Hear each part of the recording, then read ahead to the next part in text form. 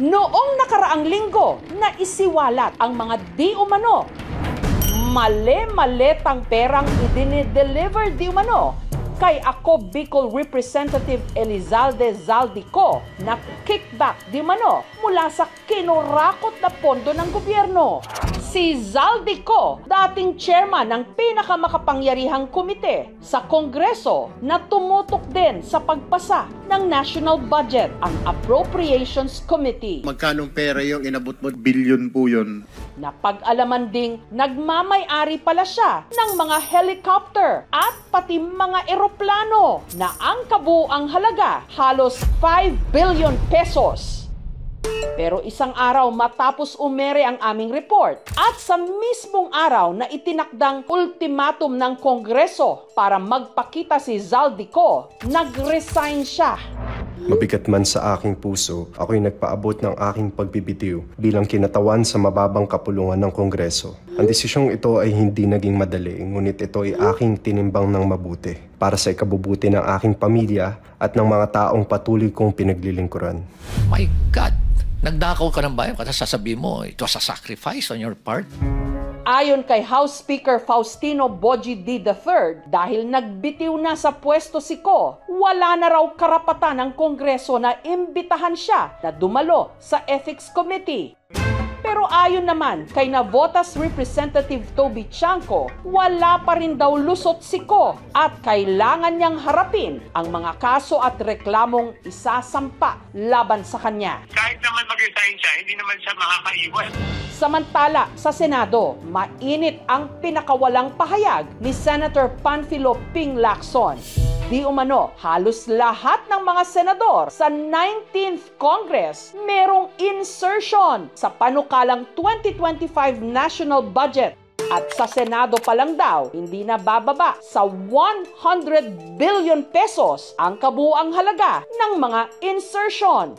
Dahil dito, naging mapaklaraw ang relasyon niya sa ilang mga kapwa niya senador. Katunayan nitong Huwebes, nagparunggitan sila ni Senator Amy Marcos. Si Amy nag-leave o umalis tuloy sa GC o group chat ng 20th Congress Senators. Pero bago nangyari yan, nito lang Miyerkules, nakapanayam ko si Senator Lacson. Kamusta na po yung inyong hearing sa Senate Blue Ribbon Committee? Tuloy-tuloy pa rin yun. Kaya lang, kung wala namang major developments, plus sisingit kami sa budget. Yung 100 billion plus na insertions, sabi niyo ho, the other day ay mukhang may mga senador na nagkaroon po ng insertion sa 2025 budget. Sino ho yung hindi lang tumanggap? Kasi alam mo, no, nag-caucus kami, naramdaman ko rin yung tampo. Pinaliwanag ko sa kanila, incidental lamang yung nasabing almost all senators ng 19th Congress. Ang overarching reason kung bakit ko binanggit yun, sa panahon na meron na tayong krisis tungkol sa flood control projects na maanomalya, mag-unos daily na tayo, at least magsimula tayo sa 2026 na General Appropriations Bill na wag na tayo magsingit, lalo na sa mga local infrastructure projects. Galit na yung mga tao sa mga tinatawag na insertions. Although, inadmit ko na sa kanila na yung insertion, hindi naman yun illegal per se. Amendment siya na constitutional mandate namin, duty, na mag-amend. Kung kayo po, nagawa nyo na hindi tumanggap ng pork barrel, bakit ho yung ibang senador at ibang congressmen hindi nila kaya? Kasi ang argument po ngayon, dapat kasi yung mga legislator gumagawa lang ng batas, hindi nakikialam sa mga proyekto na dapat ipatupad ng executive branch. Bakit nga ho ba? Hindi ko alam sa kanila. Ang sinasabi ko lagi, nare-re-elect naman ako, maski wala akong pork barrel. Alam na ng mga tao, yung lumalapit dito yung mga mayors, governors, barangay chairman, sinasabi ko wala akong pork barrel, wala akong maibibigay. Kasi may katwiran din yung iba. Ito yung mga pinagkakautangan mo ng loob, kaya ka na nalo sa kanilang bayan, sa kanilang probinsya. Bilang gante, bibigyan ko yun ng proyekto. Nais ko din pong kumpirmahin ang sinabi ni Congressman Toby Chanco na ang pag-file ng impeachment complaint laban kay Vice President Sara Duterte ay ginamit na paraan ni Speaker Romualdez para mag-release ng pondo nila na naka-FLR or for late release bago mag-eleksyon. Sabi nila, pumirma kayo dahil kung hindi lalabas ang pondo nyo na naka-FLR bago mag-eleksyon. Si Senator Escudero, mukhang kinonect niya ho itong insertions, ghost projects, etc., yung mga kurakot po na mga proyekto sa impeachment ni Vice President Sara Duterte. Pero mukhang connected daw po. Yung mga pinapirma raw po ng impeachment, yun yung mga nabigyan ng malalaking pondo. Ako, as far as the Blue Ribbon, nung hinawakan ko na, walang connection whatsoever. Hindi ako madidistract. Basta ang usapan namin, at least nung ibang mga kasamahan ko,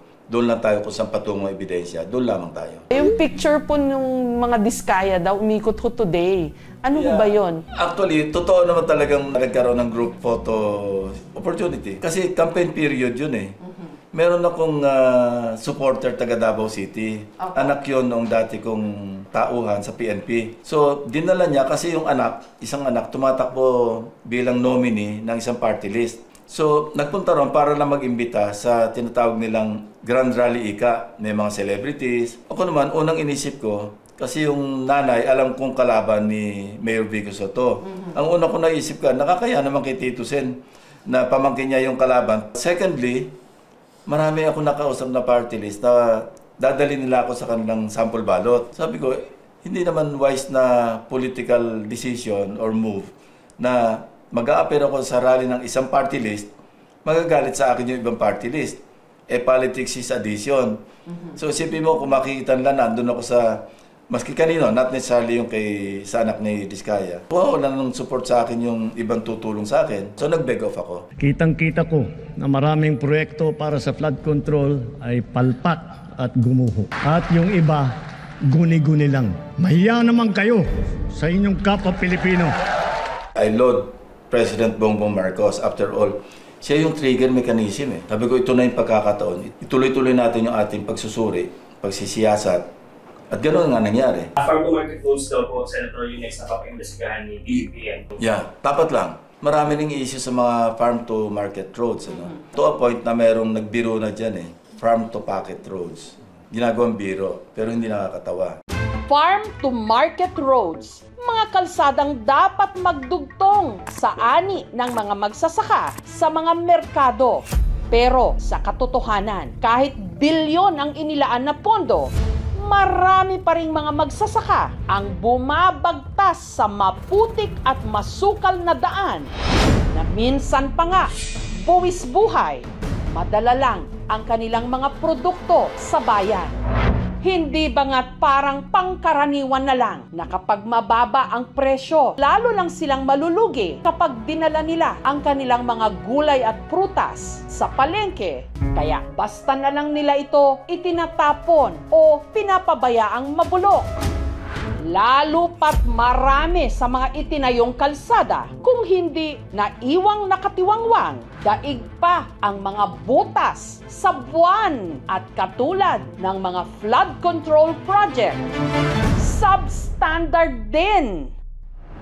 Sa bahaging ito ng Pampanga River sa Barangay Sampaloc sa Pantabangan, Nueva Ecija, kapansin-pansin ang mga interior ng gulong na ginawang salbabida. Pero hindi ito para sa mga mag-e-excursion sa ilog, kundi ito ang magsisilbing bangka ng mga magsasaka para madala ang kanilang mga ani sa palengke. Wala kasi ritong maayos na tulay o kalsada. Si Crispin, araw-araw tinatawid ang ilog para lang makapunta sa kanilang taniman. Since mga bata pa po kami noon, nabutan na po namin na ganyan po yung nakasanayan na gawin. Pag sa salbabida, wala po talagang maaaring daanan dito na iba. Diyan lang po talaga. At nito lang Huwebes, aanihin na ni Crispin ang kanyang mga talong. Ito po ang tinatawag namin dito salbabida or interior. Ito po ang aming sakayan, papunta sa aming bukid. Sumakay siya sa sarili niyang interior at nagpaanod sa ilog.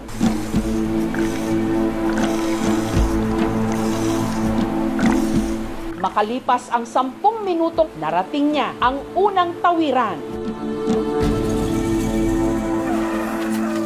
Binaybay ang patag sa loob ng 20 minuto. Papunta sa pangalawang ilog na kailangan din niyang tawirin sa loob ulit ng 10 pang minuto.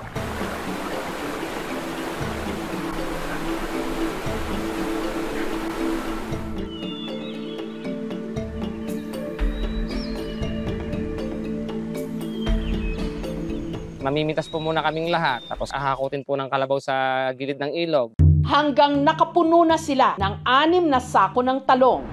Kumuha po kami ng kawayan o mga buho po na gagamitin na patungan po ng mga gulay. Kaya isa-isa po namin iaayos dyan sa salbabida. Tatalian po pag medyo madami yung may kakargat, baka po maghiwalay yung mga goma. Saka po namin isa-isang kinakamada yung mga sako po. Kasama niyang bumiyahe nung araw na yon ang kapwa niya magsasakang si Nanay Hipolita. Kahirap kung walang interior, wala kang maupaan na tao, hindi maibaba yung palay. Sa ibabaw na po sila ng mga produkto po namin. Kami po ng mga lalaki, pagka wala po talagang choice, naglalangoy na lang din po kami. Minsan ng araw na hulog sa salbabida si Nanay Hipolita. Kahulog ko dyan sa tubig. Wala rin, kailangang move up para mabuhay. Si Crispin nakikipagbuno sa nagngangalit na agos ng ilog. Masigurado lang na hindi malalaglag ang kanilang mga ani. Ito po, malamig. Dati po kasi ma'am, malakas pa yung resistensya namin sa pagtawid-tawid po dyan sa ilog. Pero ngayon ma'am, 50 na rin. Nakakaramdam na rin po ng ma'am, ng pagod. Pakahirap po talaga, pakahirap. Pag hindi na po siguro makagalaw, titigil na po. Nabidyoan po natin yon para po ipakita o makarating sa gobyerno na ganito kahirap magsaka rito sa aming lugar. Dahil sa peligro ng ilog, may mga kasamahan na raw sila ritong namatay. Gaya ng ama ni Lenny na si Balbino. Hindi namin inaasahan yan. Mababaw naman yung ilog. Magat hapon tumatawid siya. Siyempre kung tulay lang sana, pwede nang tawiran ng tao. Hindi mangyayari yun. Wala. Matanda na rin ako. Ganyan pa rin. Kaya pa po. Kayang-kaya lang po yan. Yun na nga po yung mabigat doon eh. Isasapalaran mo yung sarili mong dugo pawis para lang dyan. Tapos kikita ka, sakto lang. Pag minsan kulang pa. Alam po namin mahalaga yung ani, pero mas mahalaga pa rin po yung buhay nung magsasaka ma'am. Samantala, matapos ang halos kalahating oras na pagpapaanod sa ilog, narating ng grupo ang bagsakan ng gulay. Ito pong mga naitawid namin mga talong na pinitas po kanina. Ito po yung aming iuwi po dun sa bahay. Saka po bibenta sa palengke. Ayon sa punong barangay ng Sampaloc na si Remigio, may inaprubahan na raw na proyekto na layong paggawa ng farm-to-market road at tulay ang mga magsasaka.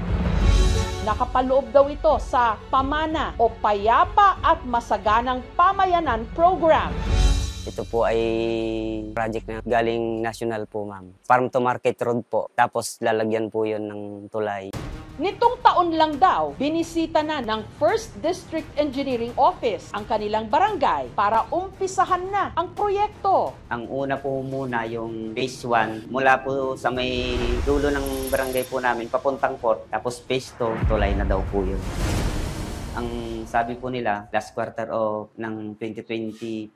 Kaya lang, nagka-problema po ang DPWH. Sabi po nila ulit, 2026 na daw po, first quarter na.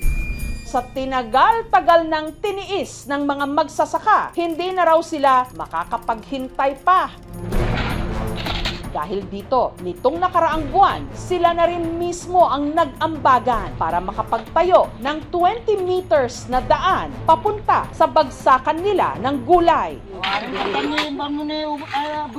Nag-ambag-ambag po ng pambili ng semento, mga bakal, tas bayanihan na lang po. Tulong-tulong na lang sa trabaho para mabilis makayari. Mahirap po talaga yung daan na yun dati. Mabato, pag maulan, madalas po siya. Hindi po madaanan ng mga sasakyan. Inuna po kasi namin yung overflow roads dahil ang tatargetin po namin is yung 400 po na population or 80 household po na dumadaan po doon, papunta po sa kanilang mga tahanan. Mas lalaki po yung gastos namin kung ang uunahin po namin is yung farm-to-market road and farm-to-market bridges po na magdudugtong sa Sitio Masiway at Barangay Sampaloc proper. Doon po kasi sa port, iilan lang po yung dumadaan po doon and mas isinisecure po namin yung residential area po talaga.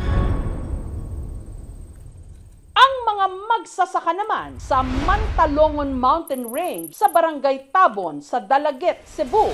Ang itinatanim, repolyo at sayote. Ibinabagsak nila ito sa Mantalongon Public Market na nasa halos 15 kilometro ang layo mula sa kanilang mga taniman.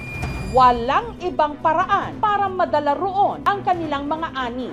Kailangan nila itong pasanin mano-mano.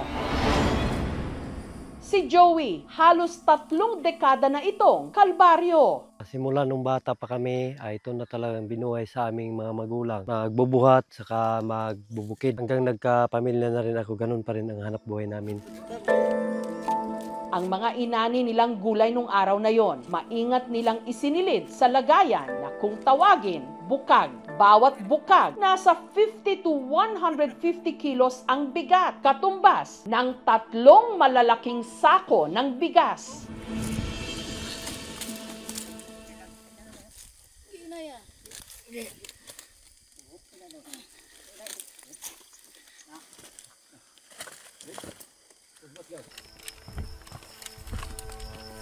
Mula sa taniman, ilang kilometro pa ang layo ng pinakamalapit na kalsada kung saan nakaparada ang motor na siyang pagkakargahan nila ng gulay.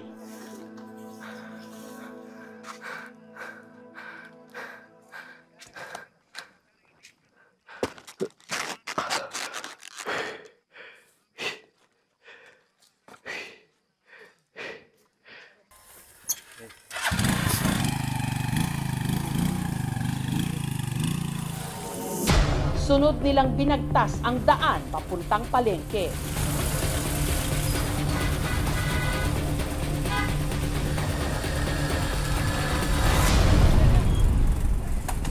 Dahil sa hirap ng kanilang sitwasyon noon, ang mga magsasaka humiling sa kanilang local government unit na pagawan naman sila ng farm-to-market road. Ayon sa Department of Agriculture, may 2 farm-to-market roads daw na nakatakdang gawin sa Barangay Tabon at bawat proyekto nagkakahalaga ng 50 million pesos. Ang problema, masyado pa rin itong malayo mula sa sityo ni na Joey. Mula sa farm to market road, malayo talaga siya. Lalakad namin ng mga 2 hours o 1 hour. Unang-unang criteria dyan, dapat may production area. Pangalawa, dapat kukonekta to doon sa existing municipal, provincial, or national roads. Dapat hindi siya nakalutang bago maaprubahan ang isang FMR. Supposed to be nasa FMR network plan yan. Iniisip ko kung yung project na yon ay nasunod ba according doon sa exact location o napunta sa ibang lokasyon. Malulungkot kami dahil hindi mapapakinabangan ng ating mga magsasaka ayon doon sa site identification at validation na unang ginawa ng DA. Ang naging tugon daw ng LGU sa problema ng mga magsasaka ng Barangay Tabon, ang bigyan na lang sila ng materyales para sa pagpapasimento ng kanilang kalsada. Nagbigay sila ng balas, tsaka simento, 1,000 sako. So yung sa amin, kami nagtatrabaho lang kami dito sa aming footpath. Wala silang binigay na pira. Kaya kahit papaano raw, gumaan ang kanilang buhay dahil na rin mismo sa kanilang pagbabayanihan. Dati kasi hindi pa ito na simento, naranasan namin na lagi kaming nadulas, gawa ng sobrang putik, plus mabigat po nung dala namin. Gayunman, hindi sila kampante sa kalidad ng ginawa nilang kalsada, lalo pat hindi naman sila mga inhinyero. Mahirap din kasi mahulog ka pa sa bangin kasi napakakitid ng daanan.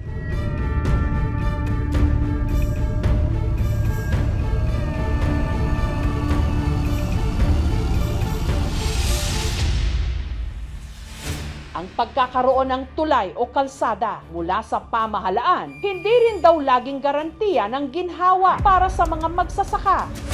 Gaya na lang ng sitwasyon ng Barangay Bukal Norte sa bayan ng Candelaria sa Quezon Province. Mapalad daw sila na may pinapagawa ngayong concrete road sa kanilang lugar. Isa sa mga ito, ang mahigit 200 meters na kalsadang ito na sinimulang gawin nitong Hulyo. Pinaglaanan ng halos 5 million pesos. Yun nga lang, hindi pa man daw tapos ang kalsada. Heto,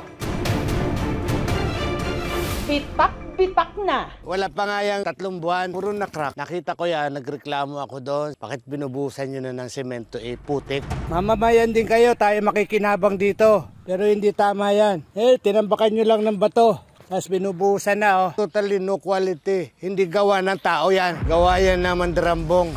At ang ipinagtataka pa ng mga residente, sa susunod na buwan na raw nakatakdang matapos ang proyekto, pero halos kalahati pa lang daw ang nabubuo. Yung magsasaka, nadaan dito, mga nagbibiyahe punta ng ating market, hindi makadaan din yung malalaking sasakyan. Tricycle lang at singgil. Mahirap po, pag unaulan ay yapot na yapot di yan. Pag nadaan ang tricycle ay namamatay. Dito lahat ng daan. Sa laki ng inilaang pondo para rito, sa wari ng mga residente rito, ang proyekto parang substandard. Malaki pala ang budget doon sa kalsada ay hanggang doon lang sa tapat na yun ang masisemento. Akala namin kasali na yan, ay hindi pa pala. Sinukat po yan, 236 meter. 5 meters daw, ang lapad, 9 ang kapal, 9 inches. Kaya siya hindi pa natatapos, ay gawa po ng panahon laging may bagyo. Magkakaroon ka talaga ng crack kung hindi naiayos sa contractor yung joints. Anong ginawa po nila? Superficial lang, sa ibabaw lang po.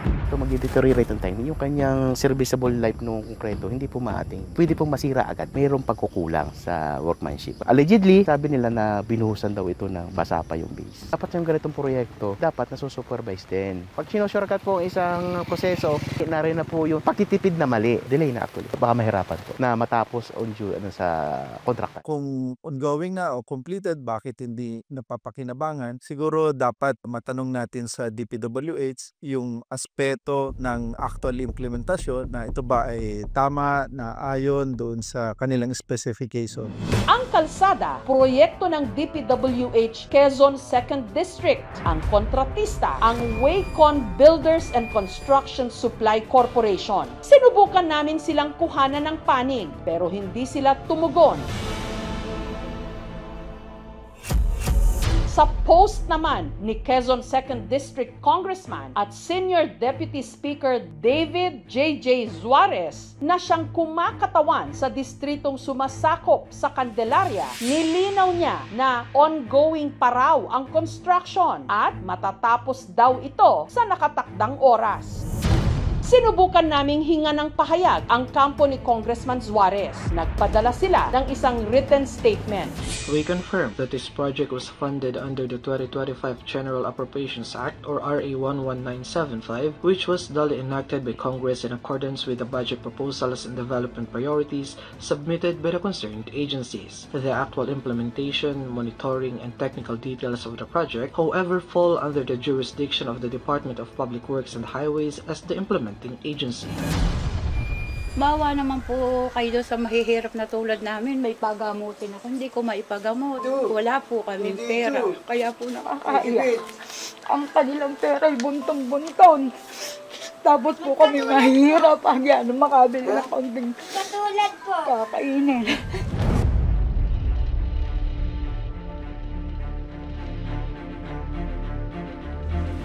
Tingin ko sa kasalukuyan, lalong-lalo na itong umiiral ngayong malaking problema sa ating bansa. Bahagi yung mga proyekto na yan sa binadjitan, pinondohan ng ating gobyerno na dapat sana ay pinapakinabangan ng ating mga sektor ng mga magsasaka. Pero nadadivert ito sa ibang pamamaraan. Yung mga magsasaka na walang capacity to avail ng mga programs galing sa gobyerno ay nahihirapan at yun yung kailangang tingnan ng ating gobyerno. Paano ang serbisyo bababa sa pinakamaliit na samahan? Panawagan namin sa gobyerno, lalong-lalo na sa mga implementing NGC, bigyan ng atensyon, i-award yung mga dapat ibigay sa ating mga magsasaka para naman sa ganun ay makamtan naman nila yung kaginawaan. Senator, tamang ba isipin na pag hindi nagnakaw ng ganito kalaking mga salapi, baka mayaman na ho ang Pilipinas? Oh, definitely. Kasi in terms of investment, kasi ang infrastructure program, infrastructure projects, investment yan para makagalaw yung mga goods and services, di ba?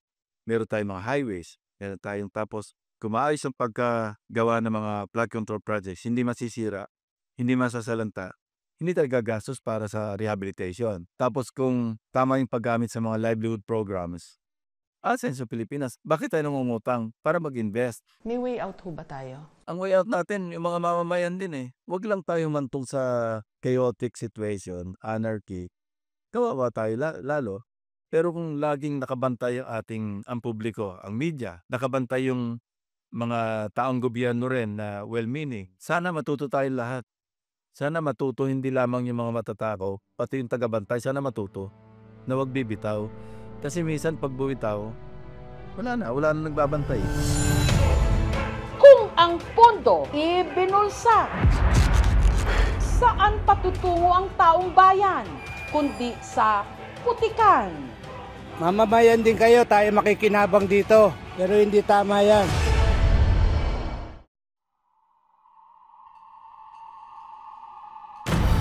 Epe, pang ilan na ba yan? Patay ang kinakain. Buhay naman tayong lahat. Kapag kinakabahan.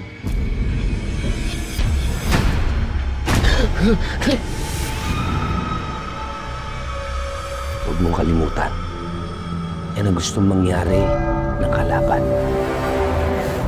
Wala na yan! May isa pa kain. Isang ano? Isang kagaya mo.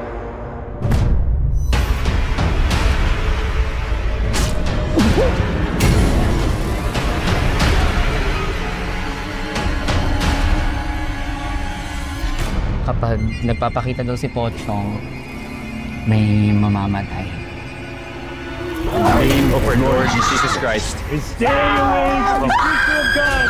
Nakita talaga ako. Pero palang hipid. Mata ng pusa tapos pakpak ng paliki. Tapos mahaba yung pupong. Let us pray.